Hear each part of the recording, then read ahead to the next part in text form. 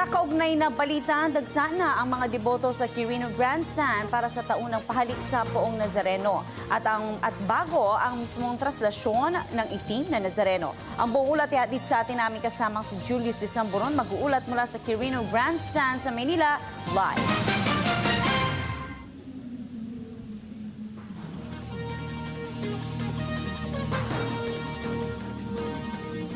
Princess, dito sa Quirino Grandstand ay isang araw bago po ang mismong traslasyon ng Poong ng Itim na Nazareno ay nagsisimula na nga pong dumagsa yung ating mga kababayan para po sa taunang pahalik. Asahan na daw po ang mas matagal namang traslasyon ng Poong Nazareno.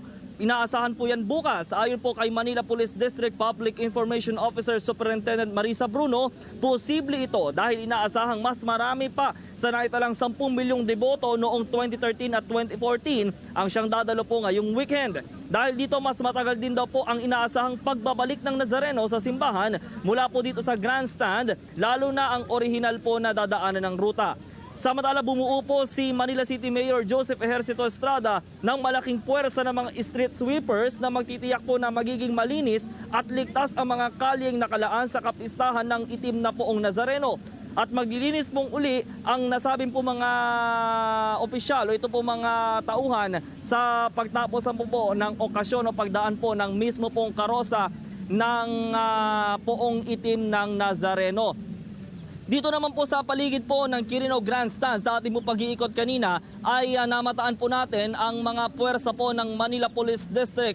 Batay na rin po sa pag-atas po ni MPD Chief General Rolando Nana. Ayon po kay General Nana, yung pong mga tauhan niya mula po sa iba't ibang istasyon ay nakaposisyon po sa iba't ibang strategic points dito po sa lungsod ng Maynila, na lalo na po doon sa mga dadaanan po ng ruta po ng Itim na Nazareno. Sa ating pong panayam kay General Nana, sinabi niya na kasabay nga po nitong pahalik, traslasyon at sa mismo pong pagbabalik po sa simbahan po ng Quiapo, nitong pong Poong Itim na Nazareno ay mag-iikot po yung kanila pong mga roving police. Ito po ay para matiyak na yung mga mapagsamantalang ilan natin mga kababayan, lalo na po yung mga masasamang loob, ay hindi po makakaporma sa oras po o sa mismo pong pista.